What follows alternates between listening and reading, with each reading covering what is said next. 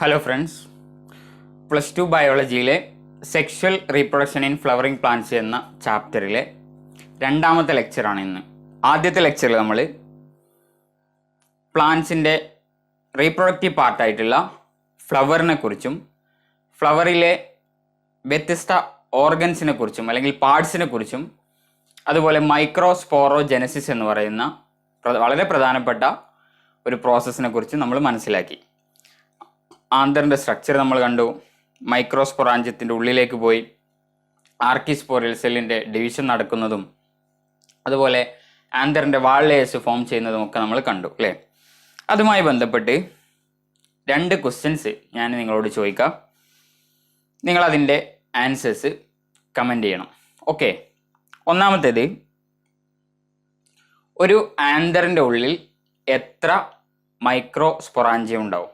ഒരു ആന്തറിൻ്റെ ഉള്ളിൽ ഉള്ള നമ്പർ ഓഫ് മൈക്രോസ്പൊറാഞ്ചിയം. രണ്ടാമത്തേത്, 30 മൈക്രോസ്പോർ മദർ സെൽസ് എത്ര മൈക്രോസ്പോർസ് പ്രൊഡ്യൂസ് ചെയ്യും? 30 മൈക്രോസ്പോർ മദർ സെൽസ് എത്ര മൈക്രോസ്പോർസ് പ്രൊഡ്യൂസ് ചെയ്യും? ഇതാണ് ക്വസ്റ്റ്യൻസ്. ഓക്കെ, നിങ്ങളതിൻ്റെ ആൻസേഴ്സ് കമൻ്റായിട്ട് ചെയ്യണം. ഓക്കെ, ഇനി ഇന്ന് നമ്മൾ പരിചയപ്പെടുന്നത് മൈക്രോസ്പോറോജെനസിസിന് ശേഷം ഇന്ന് നമ്മൾ പരിചയപ്പെടുന്നത് പോളൻ ഗ്രെയിൻസിനെ കുറിച്ചാണ്. ഫസ്റ്റ് നമ്മൾ നോക്കുന്നത്. അതിൻ്റെ ശേഷം നമ്മൾ പിസ്റ്റിലിൻ്റെ സ്ട്രക്ചർ, അതുപോലെ ഓവിയോളിൻ്റെ സ്ട്രക്ചർ, എംബ്രിയോസാക്ക്, മെഗാസ്പോറോജെനസിസ് എന്ന് പറയുന്ന മെഗാസ്പോർ ഉണ്ടാവുന്ന പ്രോസസ്സ്, ഇവയെക്കുറിച്ചൊക്കെയാണ് ഇന്ന് നമ്മൾ പ്രധാനമായിട്ടും ഡിസ്കസ് ചെയ്യുന്നത്. പാസ്റ്റ് ഇയറിൽ ചോദിച്ചിട്ടുള്ള കുറച്ച് എക്സാമ്പിൾസും നമുക്ക് ഇന്ന് ചെയ്ത് നോക്കാം. ഓക്കെ, ഈ ടോപ്പിക്സുമായി ബന്ധപ്പെട്ട്. ഓക്കെ, അപ്പോൾ മൈക്രോസ്പോറോജെനസിസ് എന്ന് പറയുന്ന പ്രോസസ്സ് നമ്മൾ കഴിഞ്ഞ ക്ലാസ്സിൽ ഡിസ്കസ് ചെയ്തു അല്ലേ. എന്തായിരുന്നു മൈക്രോസ്പോറോജെനസിസ്?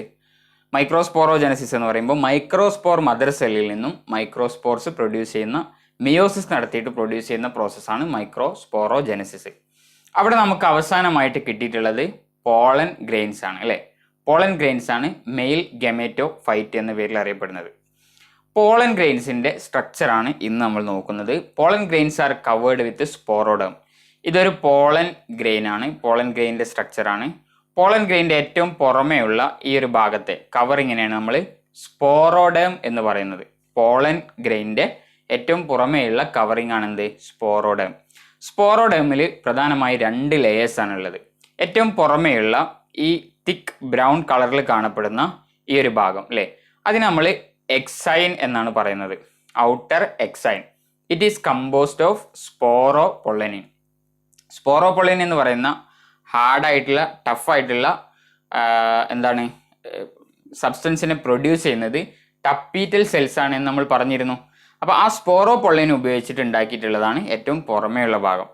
സ്പോറോപൊള്ളനിൻ ഉപയോഗിച്ചുണ്ടാക്കിയിട്ടുള്ളത് കൊണ്ടാണ്, അത്രയും ടഫ് ആയതുകൊണ്ടും ഹാർഡ് ആയതുകൊണ്ടുമാണ് പോളൻ ഗ്രെയിൻസ് ഒരുവിധം എൻവയോൺമെൻറ്റൽ കണ്ടീഷനിലൊക്കെ സർവൈവ് ചെയ്ത് നിൽക്കുന്നത്. ഇതിൻ്റെ ഈ ഒരു ടഫ് കവറിങ് അല്ലെങ്കിൽ കോട്ടിങ് ഉള്ളതുകൊണ്ടാണ്. ഓക്കെ, ഇനി അതിൻ്റെ ഉള്ളിലുള്ള ഭാഗമാണ് ഇൻഡൈൻ. Okay, inner intine. സ്പോറോഡേമിന് 2 ലെയേഴ്സ് ആണുള്ളത്. ഏറ്റവും പുറമേയുള്ള ഔട്ടർ എക്സൈനും ഉള്ളിലുള്ള ഇൻഡൈനും. ഇൻഡൈൻ ഉണ്ടാക്കിയിട്ടുള്ളത് പെക്ടോ സെല്ലുലോസ് ഉപയോഗിച്ചിട്ടാണ്, അതായത് പെക്റ്റിൻ പ്ലസ് സെല്ലുലോസ്. അതിനെ നമ്മൾ പെക്ടോ സെല്ലുലോസ് എന്ന് പറയാം. Okay, pectin plus cellulose. ഇനി ഈ ഒരു ഭാഗം ഉണ്ടല്ലോ, അതായത് എക്സൈനിലുള്ള പുറമേയുള്ള എക്സൈനിൻ്റെ പാർട്ട്. ഇവിടെ എക്സൈൻ ആബ്സെൻ്റ് ആയിരിക്കും, ശരിക്കും തിൻ ലെയർ മാത്രമേ ഉണ്ടാവുള്ളൂ. ഈ ഒരു ഭാഗത്ത് നമ്മൾ ജേംപോർ എന്നാണ് പറയാം. ഇവിടെ ഇൻഡൈനിൻ്റെ ഭാഗം എന്തായിരിക്കും? തിക്കായിരിക്കും. എക്സൈൻ്റെ ഭാഗം, അവിടെ എക്സൈൻ ആബ്സെൻ്റ്, ഓൾമോസ്റ്റ് ആബ്സെൻ്റ് എന്ന് തന്നെ പറയാം. ആ ഒരു ഭാഗത്തെയാണ് നമ്മൾ ജേംപോർ എന്ന് പറയുന്നത്. ഓക്കെ, ഇനി പോളൻ ഗ്രെയിൻ ഡെവലപ്പ് ചെയ്യുന്നത് എങ്ങനെയാണ്? പോളൻ ഗ്രെയിൻ ഇപ്പോൾ മൈക്രോസ്പോറോജെനസിസ് നടത്തിയിട്ട് മൈക്രോസ്പോർസ് ഉണ്ടായി പോളൻ ഗ്രെയിനായി മാറി. അതിനി എങ്ങനെയാണ് ഡെവലപ്പ് ചെയ്യുന്നത്, അതിൽ ഫർദർ ഡിവിഷൻസ് എന്താണ് നടക്കുന്നത് എന്നാണ് ഇനി നമ്മൾ നോക്കുന്നത്. പോളൻ ഗ്രെയിനിൻ്റെ പ്രോട്ടോപ്ലാസം ഡിവൈഡ് ചെയ്തിട്ട് 2 ടൈപ്പ് ഓഫ് സെൽസ് ഉണ്ടാവും.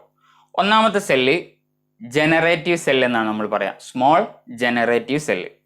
അതുപോലെ രണ്ടാമത്തേത് ലാർജ് ട്യൂബ് സെല്ല് അല്ലെങ്കിൽ വെജിറ്റേറ്റീവ് സെല്ല്.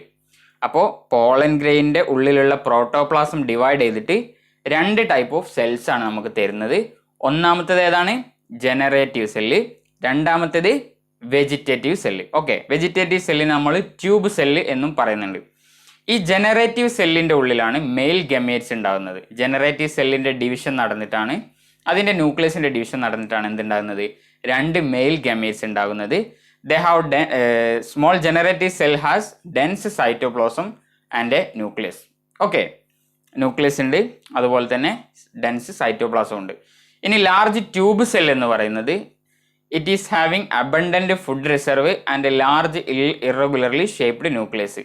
ഈ ട്യൂബ് സെൽ എന്ന് പറയാൻ കാരണം ഈ ലാർജ് ട്യൂബ് സെല്ലിൽ നിന്നുമാണ് പോളൻ ട്യൂബ് ജനറേറ്റ് ചെയ്ത് ഉണ്ടായി വരുന്നത്. അപ്പോൾ ഈ പോളൻ ട്യൂബ് ഉണ്ടായി വരാൻ ആവശ്യമായിട്ടുള്ള ന്യൂട്രീഷൻ എവിടെ ഉണ്ടാവും? ട്യൂബ് സെല്ലിൽ ഉണ്ടാവും. ഓക്കെ, അതുകൊണ്ടാണ് അത് അബണ്ടൻറ്റ് ഫുഡ് റിസർവ് അതിൽ ഉള്ളത്. ഓക്കെ, അപ്പോൾ ആ ഫുഡ് റിസർവ് ഉപയോഗിച്ചിട്ടാണ്, അല്ലെങ്കിൽ അതിലുള്ള ഫുഡ് ഉപയോഗിച്ചിട്ടാണ് ആരുണ്ടായി വരിക? ആര് ഡെവലപ്പ് ചെയ്യുക? നമ്മുടെ പോളൻ ട്യൂബ് ഡെവലപ്പ് ചെയ്യുക. ഓക്കെ ആണല്ലോ. അപ്പോൾ പോളൻ ഗ്രെയിനിൻ്റെ ഉള്ളിൽ പ്രോട്ടോപ്ലാസത്തിൻ്റെ ഡിവിഷൻ നടന്നിട്ട് 2 ടൈപ്പ് ഓഫ് സെൽസ് ഉണ്ടാകും.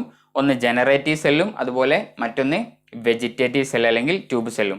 ഈ പിക്ചറിൽ നമ്മൾ ഇവിടെ കാണിച്ചിട്ടുള്ള ഈ പിക്ചറിൽ ഇതാണ് ജനറേറ്റീവ് സെല്ല്. ഞാൻ കളറ് മാറ്റി വരക്കാം നിങ്ങൾക്ക് കറക്റ്റ് കാണാൻ വേണ്ടിയിട്ട്. റെഡ് ഉപയോഗിക്കാം. ഓക്കെ, ഇതാണ് ജനറേറ്റീവ് സെല്ല്. ചെറിയ സെല്ലാണ് അല്ലേ. ബാക്കിയുള്ള വലിയൊരു ഭാഗമുണ്ട് ഇവിടെ അല്ലേ, അതാണ് എന്ത്? Vegetative cell. ഇപ്പം ജനറേറ്റീവ് സെല്ലാണിത്, വെജിറ്റേറ്റീവ് സെല്ല്. ഇങ്ങനെ 2 ആയിട്ടാണ് നമ്മുടെ പോളൻ ഗ്രെയിനിൻ്റെ പ്രോട്ടോപ്ലാസം ഡിവൈഡ് ചെയ്യുന്നത്. ഓക്കെ, ഇനി പോളിനേഷൻ്റെ സമയത്ത്, പോളിനേഷൻ എന്ന് പറയുമ്പം പോളൻ ഗ്രെയിനെ അടുത്ത മറ്റൊരു ഫ്ലവറിൻ്റെ സ്റ്റിഗ്മയിലേക്ക് ട്രാൻസ്ഫർ ചെയ്യുന്ന ആ ഒരു പ്രോസസ്സാണ് പോളിനേഷൻ അല്ലേ. അങ്ങനെ പോളിനേഷൻ നടക്കുന്ന സമയത്ത് ഒന്നുകിൽ പോളൻ ഗ്രെയിനിൻ്റെ ഉള്ളിൽ 2 സെല്ലാവും ഉണ്ടാവുക. 2 സെല്ല് എന്ന് പറയുമ്പോൾ വെജിറ്റേറ്റീവ് സെല്ലും അതുപോലെ ജനറേറ്റീവ് സെല്ലും. അല്ലെങ്കിലോ ജനറേറ്റീവ് സെല്ലിൻ്റെ ഡിവിഷൻ നടന്നിട്ടുണ്ടെങ്കിൽ അവിടെ 2 മെയിൽ ഗമേറ്റ്സ് ഉണ്ടായിട്ടുണ്ടെങ്കിൽ ടോട്ടൽ 3 സെല്ലാണ് ഉണ്ടാവുക അല്ലേ. 3 സെല്ല് എന്ന് പറയുമ്പോൾ ഒരു വെജിറ്റേറ്റീവ് സെല്ലും 2 മെയിൽ ഗമേറ്റ്സും. ഓക്കെ, മെയിൽ ഗമേറ്റ്സിൻ്റെ ഡിവിഷൻ നടന്നിട്ടുണ്ടെങ്കിൽ, മെയിൽ ഗമേറ്റ്സ് ഉണ്ടായിട്ടുണ്ടെങ്കിൽ 2 മെയിൽ ഗമേറ്റ്സും ഒരു വെജിറ്റേറ്റീവ് സെല്ലും ഉണ്ടാവുക. അത് നമ്മൾ 3 സെൽഡ് കണ്ടീഷൻ എന്നാണ് പറയുക. ഇനി അതല്ല, ജനറേറ്റീവ് സെല്ലിൽ നിന്നും മെയിൽ ഗമേറ്റ് ഉണ്ടായിട്ടില്ല എങ്കിൽ അവിടെ 2 സെല്ലാണ്, 2 സെൽഡ് കണ്ടീഷനാണ് പോളൻ ഗ്രെയിനിൽ ഉണ്ടാവുക അല്ലേ.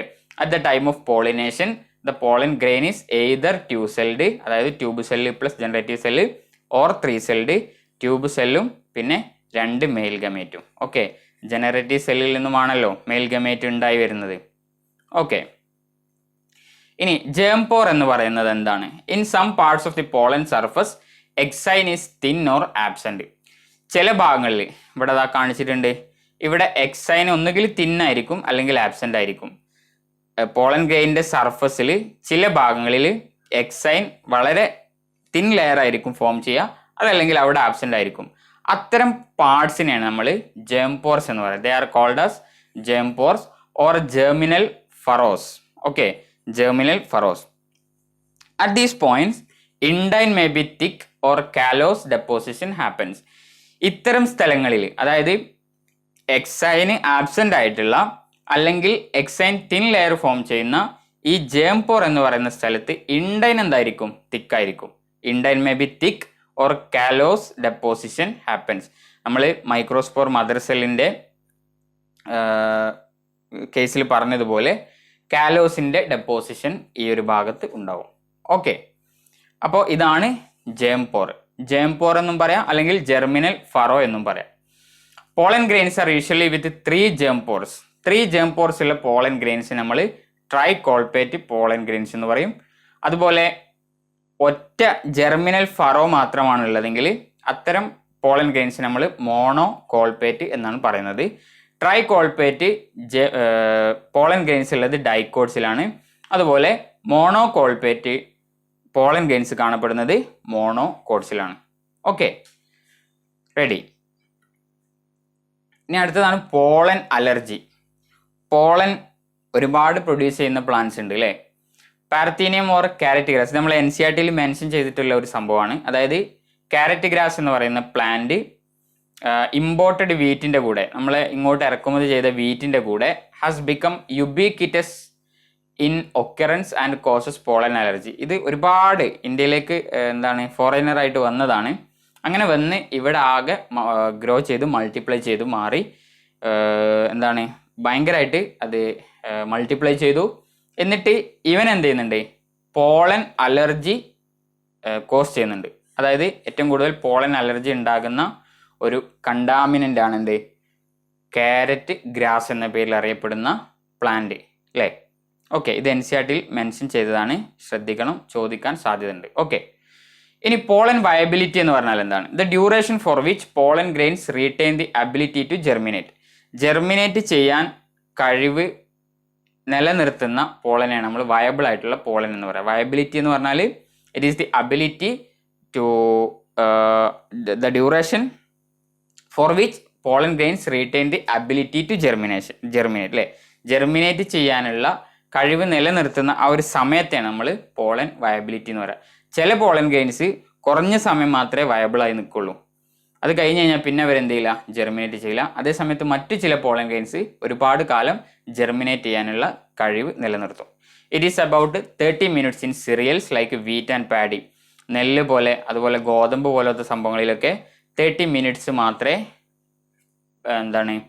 പോളൻ വയബിലിറ്റി ഉള്ളൂ അല്ലേ. അതേസമയത്ത് റോസാസിയ, ലെഗുമിനോസ് ആൻഡ് സൊളനേസിയ പോലുള്ള families the pollen viability is long and remain for few months. Pollen ഒരു കുറേ മാസങ്ങൾ അത് വയബിളായിട്ട് നിൽക്കും. ഒരു 2-3 ആഴ്ച കഴിഞ്ഞിട്ടാണ് അത് സ്റ്റിഗ്മയിൽ ലാൻഡ് ചെയ്യുന്നതെങ്കിലും അതിന് ജെർമിനേറ്റ് ചെയ്യാനുള്ള കഴിവുണ്ടാവും. അപ്പോൾ അതാണ് പോളൻ വയബിലിറ്റി എന്ന് പറയുന്നത്. ഓക്കെ, ഇനി pollen grains can be stored for years in liquid nitrogen in pollen banks. ഈ ഒരു ക്വസ്റ്റ്യൻ പാസ്റ്റ് ഇയറിൽ ചോദിച്ചിട്ടുള്ളൊരു ക്വസ്റ്റ്യൻ ആണ്. അതായത് ടെമ്പറേച്ചർ കറക്റ്റ് ചോദിച്ചിരുന്നു. പോളൻ ഗ്രെയിൻസിന് സ്റ്റോർ ചെയ്യുന്നത് ലിക്വിഡ് നൈട്രജനിലാണ് സ്റ്റോർ ചെയ്യുന്നത്.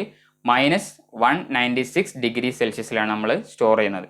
They are used in plant breeding programs. എന്തിനാണ് പോളൻ ഗ്രെയിൻസ് നമ്മൾ യൂസ് ചെയ്യുന്നത്, ഇങ്ങനെ സ്റ്റോർ ചെയ്യുന്നത്? നമുക്കറിയാം ഒരുപാട് വെറൈറ്റി ഓഫ് പ്ലാന്റ്സ് ഉണ്ട്. ഇപ്പം നെല്ലാണെങ്കിൽ തന്നെ പല വെറൈറ്റി ഉണ്ട് അല്ലേ. അതുപോലെ നമുക്ക് വേണ്ട എല്ലാ പ്ലാന്റ്സും പല വെറൈറ്റീസിലും ഉണ്ട്, പല ക്യാരക്ടേഴ്സുള്ള. അതിൽ നമുക്ക് വേണ്ട ഏറ്റവും നല്ല ക്യാരക്ടേഴ്സുള്ള പ്ലാന്റ്സിൻ്റെ പോളൻ ഗ്രെയിൻസിനെ നമ്മൾ എന്ത് ചെയ്യും, സൂക്ഷിക്കും. എന്നിട്ട് അത് പ്ലാന്റ് ബ്രീഡിംഗ് പ്രോഗ്രാമിൽ ക്രോസ് ബ്രീഡ് ചെയ്യാൻ വേണ്ടിയിട്ട് അത് ഉപയോഗിക്കും. Okay, pollen allergy. Wind pollinated plants produce pollen grains in large number. അതായത് കാറ്റിലൂടെയാണ്, വിൻഡിലൂടെയാണ് പോളിനേഷൻ നടക്കുന്നതെങ്കിൽ അത്തരം പ്ലാന്റ്സിൽ പോളൻ ഗ്രെയിൻസ് നഷ്ടപ്പെടാനുള്ള സാധ്യത വളരെ കൂടുതലാണ് അല്ലേ. ഒരുപാട് പോളൻ ഗ്രെയിൻസ് ലക്ഷ്യസ്ഥാനത്ത് എത്താതെ നഷ്ടപ്പെടും. അതുകൊണ്ട് തന്നെ വിൻഡ് പോളിനേറ്റഡ് പ്ലാന്റ്സ് എന്ത് ചെയ്യുന്നുണ്ട്, ഒരുപാട് പോളൻ ഗ്രെയിൻസ് പ്രൊഡ്യൂസ് ചെയ്യുന്നുണ്ട്.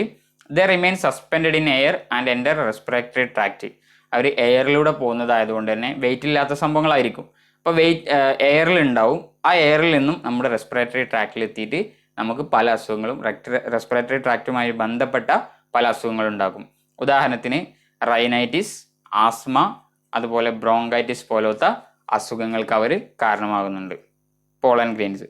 ഓക്കെ, ഇനി പോളൻ നമ്മൾ വളരെ ന്യൂട്രീഷ്യസ് ആയിട്ടുള്ള ഒരു സബ്സ്റ്റൻസ് ആയതുകൊണ്ട് തന്നെ നമുക്ക് ന്യൂട്രീഷന് വേണ്ടിയിട്ട് അത് ഉപയോഗിക്കാം. നമുക്ക് പല സംഗതികളിലും അത് ഉപയോഗപ്പെടുത്താൻ പറ്റും. ഉദാഹരണത്തിന് ടാബ്ലറ്റ് ആയിട്ടും അതുപോലെ സിറപ്സ് ആയിട്ടുമൊക്കെ അത്ലറ്റ്സിൻ്റെ പെർഫോമൻസ് ഇമ്പ്രൂവ് ചെയ്യാനൊക്കെ ഇത് ഉപയോഗിക്കാൻ പറ്റും. നല്ല ന്യൂട്രീഷ്യസ് കണ്ടൻ്റ് ഉള്ള ഒരു സബ്സ്റ്റൻസ് ആണ് പോളൻ എന്ന് പറയുന്നത് അല്ലേ. പ്രോട്ടീൻ്റെ പെർസെൻറ്റേജ് എന്ന് പറയുന്നത് 7 to 26% ആണ്. അതുപോലെ കാർബോഹൈഡ്രേറ്റ് 24 to 48% ആണ്. ഫാറ്റ് 0.9 to 14.5% ആണ്. The bee pollen grains collected by bees are used in cosmetics and as food supplements. Bee pollen grains cosmetics ആയിട്ടും അതുപോലെ ഫുഡായിട്ടൊക്കെ ഉപയോഗിക്കുന്നുണ്ട്. ഓക്കെ, ഇനി അപ്പോൾ ഇത്രയുമാണ് നമുക്ക് പോളൻ ഗ്രെയിൻസിനെ കുറിച്ച് പറയാനുള്ളത്. ഇനി നമ്മൾ ഗൈനീഷ്യത്തെക്കുറിച്ചാണ് പറയുന്നത്. ഇതുവരെ നമ്മൾ ആൻഡ്രീഷ്യത്തെക്കുറിച്ചും അതുപോലെ തന്നെ ആന്തറിൻ്റെ സ്ട്രക്ചറിനെ കുറിച്ചും ആന്തറിൻ്റെ ഉള്ളിൽ നടക്കുന്ന മൈക്രോസ്പോറോജെനസിസ് എന്ന് പറയുന്ന പ്രോസസ്സിനെ കുറിച്ചുമൊക്കെയാണ് ഡിസ്കസ് ചെയ്തത്. ഇനി നമ്മൾ ഗൈനീഷ്യം എന്ന് പറയുന്ന ഫീമെയിൽ റീപ്രൊഡക്റ്റീവ് പാർട്ടിനെ കുറിച്ചാണ് ഡിസ്കസ് ചെയ്യുന്നത്. ഓക്കെ, ഗൈനീഷ്യം എന്ന് പറയുന്നത് നമ്മൾ 4 വേൾഡ്സ് ആണ് ഫ്ലവറിൽ ഉണ്ട് എന്ന് പറഞ്ഞത് അല്ലേ. ആൻഡ്രീഷ്യം ഉണ്ട്, ഗൈനീഷ്യം ഉണ്ട്, കാലിക്സ് ഉണ്ട്, കൊറോള ഉണ്ട്. അതിൽ കാലിക്സും കൊറോളയും നോൺ എസെൻഷ്യൽ വേൾഡ്സ് എന്നാണ് നമ്മൾ പറഞ്ഞത്. അതുപോലെ ഗൈനീഷ്യവും ആൻഡ്രീഷ്യവും essential whorls of a flower എന്നാണ് പറഞ്ഞത്. ഓക്കെ, അതിൽ ഗൈനീഷ്യത്തെ കുറിച്ചാണ് ഇനി നമ്മൾ നോക്കുന്നത്. The female reproductive whorl of the flower അല്ലേ. ഫ്ലവറിൻ്റെ ഫീമെയിൽ റീപ്രൊഡക്റ്റീവ് വേൾഡ് ആണ് ഗൈനീഷ്യം. It is composed of 1 or more carpels. അതിലെ ഇൻഡിവിജ്വൽ യൂണിറ്റ്സിനെ നമ്മൾ കാർപ്പൽ എന്ന് പറയാം, പിസ്റ്റിൽ എന്നും പറയാം. ഓക്കെ, പിസ്റ്റിൽ അല്ലെങ്കിൽ കാർപ്പൽ എന്നാണ് ഗൈനീഷ്യത്തിലെ ഇൻഡിവിജ്വൽ യൂണിറ്റിന് നമ്മൾ പറയുന്നത്. Each carpel is differentiated into 3 parts. എല്ലാ കാർപ്പലും, ഓരോ കാർപ്പലും ഓരോ ഇൻഡിവിജ്വൽ യൂണിറ്റും 3 പാർട്ടായിട്ട് ഡിവൈഡ് ചെയ്തിട്ടുണ്ട്. ഒന്ന് ഓവറിയാണ് അല്ലേ. ഏറ്റവും താഴ് ഭാഗത്തുള്ള basal swollen part of the പിസ്റ്റിലാണ് എന്ത്, ഓവറി. താഴെയുള്ള ബൾജ് ചെയ്തിട്ടുള്ള ഭാഗം അതാണ് ഓവറി. രണ്ടാമത്തേത് എന്താണ്, സ്റ്റൈലാണ് അല്ലേ. സ്റ്റൈല് അതായത് ഇലോങ്ങേറ്റഡ് ആയിട്ടുള്ള ഫിലമെന്റഡ് ആയിട്ടുള്ള അല്ലെങ്കിൽ ഫിലമെന്റസ് ആയിട്ടുള്ള സ്ട്രക്ചർ, അതാണ് എന്ത്, സ്റ്റൈല്. മുകളിലുള്ള ഫ്ലാറ്റ് ആയിട്ടുള്ള ഈ ഒരു പ്ലാറ്റ്ഫോമിനെയാണ് നമ്മൾ സ്റ്റിഗ്മ എന്ന് പറയുന്നത്. അപ്പോൾ സ്റ്റിഗ്മയുടെ ഏറ്റവും മുകളിൽ അവിടെയാണ് പോളൻ ഗെയിൻസ് വന്ന് വീഴുന്നത് അല്ലെങ്കിൽ ലാൻഡ് ചെയ്യുന്നത്. അതിൻ്റെ ശേഷം ഇലോങ്ങേറ്റഡ് ആയിട്ടുള്ള പാർട്ട് ഉണ്ട്, അതാണ് സ്റ്റൈല്. ഏറ്റവും താഴെയായിട്ട് സൊള്ളൻ ആയിട്ടുള്ള പാർട്ട് ഉണ്ട്, അതാണ് ovary. Okay, stigma, style and ovary. ഗൈനീഷ്യത്തെ NCERT മെൻഷൻ ചെയ്തിട്ടുള്ള ഒരു സംഭവമാണ്. ഗൈനീഷ്യത്തെ നമുക്ക് ഈ സംഗതികളൊക്കെ എവിടെയും പഠിക്കാനുണ്ട്, മോർഫോളജിയിലും പഠിക്കാനുണ്ട്. അപ്പം കുറേ പാർട്ട് നമ്മൾ ഇവിടെ കവർ ചെയ്ത് പോവുകയാണെങ്കിൽ മോർഫോളജിയിൽ നമുക്ക് കൂടുതൽ എളുപ്പമാകും. Okay, based on the number of carpels ovary can be of the following types. Carpels individual units ആണല്ലോ ഗൈനീഷ്യത്തിൻ്റെ. അത് എത്ര എണ്ണം ഉണ്ട് എന്ന് നോക്കിയിട്ട് അതിൻ്റെ നമ്പറിനനുസരിച്ചിട്ട് നമുക്ക് എന്ത് ചെയ്യാൻ പറ്റും, കാർപ്പൽസിനെ ക്ലാസിഫൈ ചെയ്യാൻ പറ്റും. ഒരു കാർപ്പലാണുള്ളതെങ്കിൽ 1 കാർപ്പൽ ഓൺലി ഉള്ള ഗൈനീഷ്യമാണെങ്കിൽ അതിനെ മോണോ കാർപ്പലറി എന്നാണ് പറയാം. 2 എണ്ണം ഉണ്ടെങ്കിൽ ബൈ കാർപ്പലറി, 3 എണ്ണമാണെങ്കിൽ ട്രൈ കാർപ്പലറി, 5 എണ്ണമാണെങ്കിൽ പെൻഡാ കാർപ്പലറി, കൂടുതലുണ്ടെങ്കിൽ മൾട്ടി കാർപ്പലറി. ഇങ്ങനെ നമുക്ക് കാർപ്പലിൻ്റെ എണ്ണത്തെ ബേസ് ചെയ്തിട്ട് നമുക്ക് എന്ത് ചെയ്യാൻ പറ്റും, ഗൈനീഷ്യത്തെ ക്ലാസിഫൈ ചെയ്യാൻ പറ്റും. ഓക്കെ, ഓരോന്നിനും എക്സാമ്പിളും കൊടുത്തിട്ടുണ്ട്. ഈ എക്സാമ്പിൾസ് അത്ര ഇമ്പോർട്ടൻ്റ് അല്ല, പക്ഷെ അറിഞ്ഞു വെക്കുന്നത് നല്ലതാണ്. ഓക്കെ, ഇനി ഗൈനീഷ്യം എന്ന് പറയുമ്പോൾ നമ്മൾ പറഞ്ഞു ഫീമെയിലിൻ്റെ റീപ്രൊഡക്റ്റീവ് വേളാണ് ഗൈനീഷ്യം അല്ലേ. A polycarpellary pistil may be apocarpous or syncarpous. Polycarpellary എന്ന് പറഞ്ഞാൽ ഒന്നിൽ കൂടുതൽ കാർപ്പൽസ് ഉണ്ടെങ്കിൽ ഒന്നുകിൽ അവർ അപ്പോകാർപ്പസ് ആകും അല്ലെങ്കിൽ സിങ്കാർപ്പസ് ആകും. അപ്പോകാർപ്പസ് എന്ന് പറഞ്ഞാൽ എന്താണ്, ഓരോ കാർപ്പൽസും ഫ്രീ ആണെങ്കിൽ, വേറെ ആണെങ്കിൽ അതിനെയാണ് നമ്മൾ അപ്പോകാർപ്പസ് എന്ന് പറയാം. ഇനി ഒരുമിച്ചാണ് ഫ്യൂസ് ചെയ്തിട്ടാണ് ഉള്ളതെങ്കിൽ അതിനാണ് സിങ്കാർപ്പസ് എന്ന് പറയുന്നത്. The free condition of the carpel is termed as apocarpous. Example റോസിൽ എങ്ങനെയാണുള്ളത്, കാർപ്പൽസ് ഓരോന്നും ഫ്രീ ആയിട്ടാണുള്ളത്. ഓക്കെ, ഇനി യുണൈറ്റഡ് കണ്ടീഷൻ ആണെങ്കിൽ അത് നമ്മൾ സിങ്കാർപ്പസ് എന്നാണ് പറയാം. എല്ലാ കാർപ്പൽസും ഉള്ള കാർപ്പൽസ് ഒക്കെ ഫ്യൂസ് ചെയ്തിട്ടാണെങ്കിൽ അല്ലെങ്കിൽ അറ്റാച്ച്ഡ് ടുഗദർ ആണെങ്കിൽ അത് നമ്മൾ സിങ്കാർപ്പസ് എന്നാണ് പറയാം. Example coconut, brinjal and hibiscus, ഇതൊക്കെ എക്സാമ്പിൾസ് ആണ് അല്ലേ. അപ്പോൾ പോളികാർപ്പലറി ഗൈനീഷ്യം എന്താവാം, അല്ലെങ്കിൽ പോളികാർപ്പലറി പിസ്റ്റിൽ എന്താവാം, അപ്പോകാർപ്പസ് ആവാം അല്ലെങ്കിൽ സിങ്കാർപ്പസ് ആവാം. അപ്പോകാർപ്പസ് എന്ന് പറയുമ്പോൾ ഓരോ കാർപ്പലും ഓരോ ഇൻഡിവിജ്വൽ യൂണിറ്റും വേറെ ആയിട്ട് ഫ്രീ ആയിട്ടായിരിക്കും ഉണ്ടാവുക. സിങ്കാർപ്പസ് എന്ന് പറഞ്ഞാൽ യുണൈറ്റഡ് ആയിട്ടായിരിക്കും ഉണ്ടാവുക. Okay, ovary is the basal swollen part of the pistil. Okay, കാർപ്പലിൻ്റെ അല്ലെങ്കിൽ പിസ്റ്റിലിൻ്റെ താഴെയുള്ള ഭാഗമാണെന്ത്, ബേസൽ ആയിട്ടുള്ള താഴെയുള്ള സൊള്ളനായിട്ടുള്ള പാർട്ടാണെന്ത്, ovary. It has an ovarian cavity with 1 or more chambers or locules. ഓവറിക്ക് എന്തുണ്ട്, ക്യാവിറ്റീസ് ഉണ്ട് അല്ലെങ്കിൽ ചേമ്പേഴ്സ് ഉണ്ട് അല്ലേ, ചേമ്പേഴ്സ് ഉണ്ട്. The ovule is attached with parenchymatous cushions called placenta. അതായത് ഇതാണ് ഈ സെൻറ്ററിലുള്ള ഈ ഒരു സ്ട്രക്ചറാണ് എന്ത്, പ്ലാസൻഡ എന്ന് പറയുന്നത്. ഇതാണ് പ്ലാസൻഡ എന്ന് പറയുന്നത്. ഈ പ്ലാസൻഡയുമായിട്ട് അറ്റാച്ച് ചെയ്തിട്ടാണ് നമ്മുടെ ഓവ്യൂൾസ് ഉള്ളത് അല്ലേ. ഈ ഡാർക്ക് റെഡ് കളറിൽ കാണിച്ചിട്ടുള്ളതാണ് എന്ത്, ഓവ്യൂൾസ്. ഓക്കെ, അപ്പോൾ ഓവ്യൂൾസ് ഓവറിയിൽ പ്ലാസൻ്റയുമായിട്ടാണ് അറ്റാച്ച് ചെയ്തിട്ടുള്ളത്. ഓവ്യൂൾസിൻ്റെ സ്ട്രക്ചർ ഡീറ്റെയിൽഡ് ആയിട്ട് നമുക്ക് ഇന്ന് തന്നെ പഠിക്കാം. ഓവ്യൂൾസ് എവിടെയാണുള്ളത്? ഓവറിയിലാണുള്ളത്. ഓവറി എന്ന് പറയുന്നത് പിസ്റ്റലിൻ്റെ അല്ലെങ്കിൽ കാർപ്പലിൻ്റെ പാർട്ടാണ്. അപ്പോൾ ഓവ്യൂൾസ് ഓവറിയുമായി അറ്റാച്ച് ചെയ്തിട്ടുള്ളത് പ്ലാസൻ്റയുമായിട്ടാണ് അറ്റാച്ച് ചെയ്തിട്ടുള്ളത്. Okay, ovule is attached with പാരൻകൈമാറ്റസ് cushions called placenta.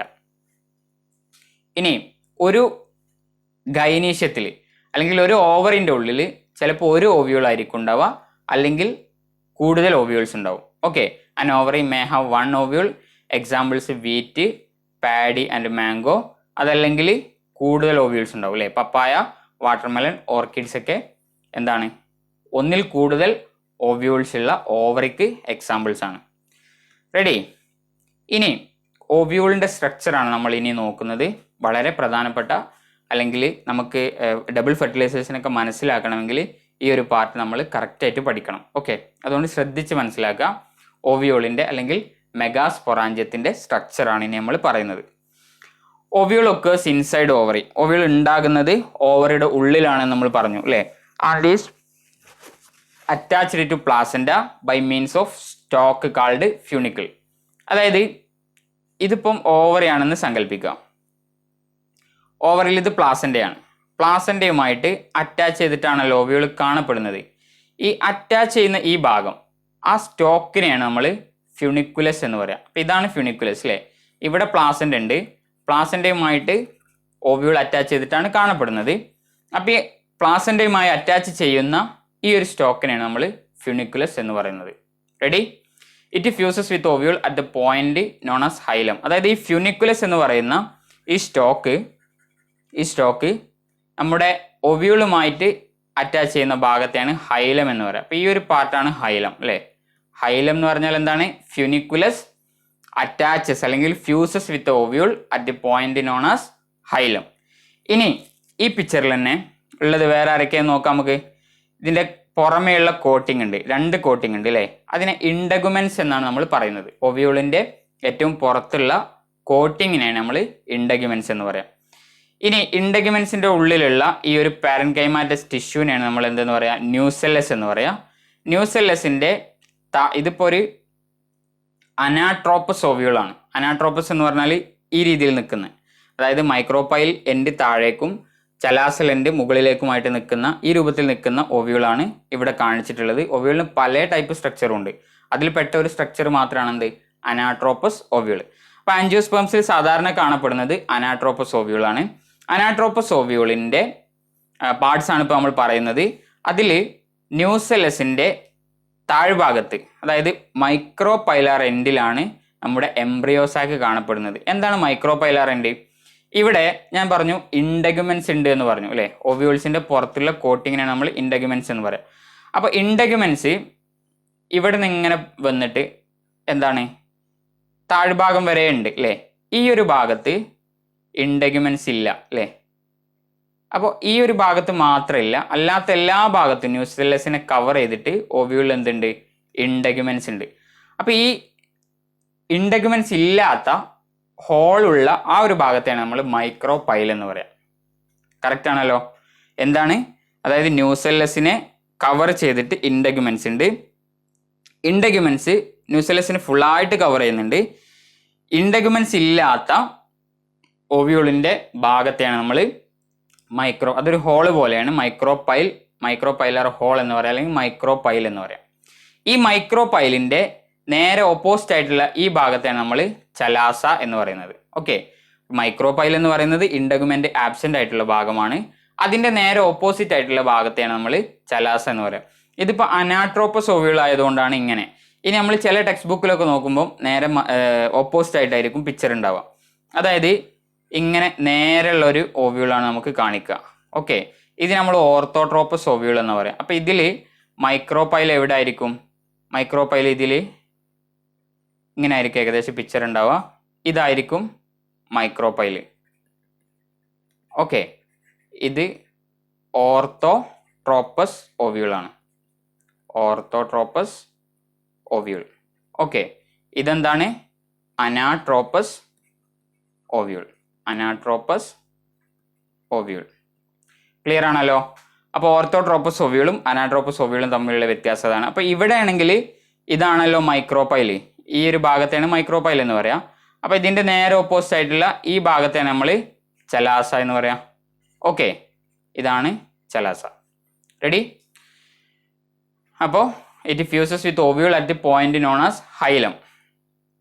എന്താണ് ഇവിടെ നമ്മൾ പറഞ്ഞത്? ഫ്യൂണിക്കുലസ് ഉണ്ട്, സ്റ്റോക്കിന് ഫ്യൂണിക്കുലസ് എന്ന് വിളിച്ചു. അതുപോലെ ഹൈലം എന്ന് പറയുന്നത് ഫ്യൂണിക്കുലസ് ഓവ്യൂളിൻ്റെ ബോഡിയുമായിട്ട് അറ്റാച്ച് ചെയ്യുന്ന ഭാഗമാണ്. അതിന് ശേഷം ഇൻഡഗ്യുമെന്റ്സ് നമ്മൾ കണ്ടു. പിന്നെന്താ ഉള്ളത്? എംബ്രിയോ സാക്ക് ഉണ്ട് അല്ലേ? എംബ്രിയോ സാക്കിൻ്റെ ഉള്ളിൽ കുറച്ച് സെൽസ് ഉണ്ട്, അത് നമ്മൾ ഡീറ്റെയിൽഡ് ആയിട്ട് പരിചയപ്പെടാം. ഓക്കെ,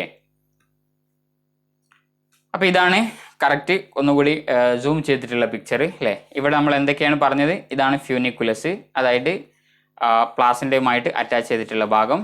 ഇനി ഈ ഒരു ഭാഗത്തെ നമ്മൾ ഹൈലം എന്ന് വിളിച്ചു അല്ലേ? ഹൈലം എന്ന് വിളിച്ചു. ദെൻ ഇവരാണ് ഇൻഡഗ്യുമെന്റ്സ് അല്ലേ? ഇൻഡഗ്യുമെന്റ്സ് എന്ന് പറയുന്നത് ഇവരാണ്. അതുപോലെ ന്യൂസെല്ലസ് ആണിത്, ന്യൂസെല്ലാർ ടിഷ്യൂ അല്ലെങ്കിൽ ന്യൂസെല്ലസ് എന്ന് പറയാം അല്ലേ? പാരൻകൈമാറ്റസ് സെൽസ് ആണ്. ഇതിൽ നിന്നാണ്, ഈ ന്യൂസെല്ലാർ ടിഷ്യൂവിൽ നിന്ന് ഡിഫറൻഷിയേറ്റ് ചെയ്ത് വന്നിട്ട് ആർക്കിസ്പോറിയൽ സെൽ ഉണ്ടാവും. ആ ആർക്കിസ്പോറിയൽ സെല്ലിൽ ഡിവിഷൻ നടന്നിട്ടാണ് എന്തുണ്ടാകുന്നത്? മൈക്രോസ്പോർ മദർ സെൽ ഉണ്ടാകുന്നത്. അതിൽ നിന്നുമൊക്കെയാണ് പിന്നീട് എംബ്രിയോ സാക്ക് ഉണ്ടായി വരുന്നത്. അതിൻ്റെ കറക്റ്റ് പ്രോസസ്സ് നമുക്ക് ഇന്ന് തന്നെ പഠിക്കാം. നമ്മൾ മുന്നേ ആന്തറിൻ്റെ ഉള്ളിൽ ആർക്കിസ്പോറിയൽ സെല്ലിൻ്റെ ഡിവിഷൻ നടന്നിട്ട് സ്പോറോജീനസ് ടിഷ്യൂ ഉണ്ടായി, അതിൽ നിന്ന് മൈക്രോസ്പോർ മദർ സെൽ ഉണ്ടായി, അതിൽ മിയോസിസ് നടന്നിട്ട് മൈക്രോസ്പോർ ഉണ്ടായി എന്നൊക്കെ പഠിച്ചിരുന്നു അല്ലേ? സെയിം പ്രൊസീജിയർ തന്നെയാണ്, അല്ലെങ്കിൽ സെയിം പ്രോസസ്സ് തന്നെയാണ് ഇവിടെ നടക്കുന്നത്. ചെറിയ ചെറിയ വ്യത്യാസങ്ങൾ ഉണ്ട് എന്ന് മാത്രം.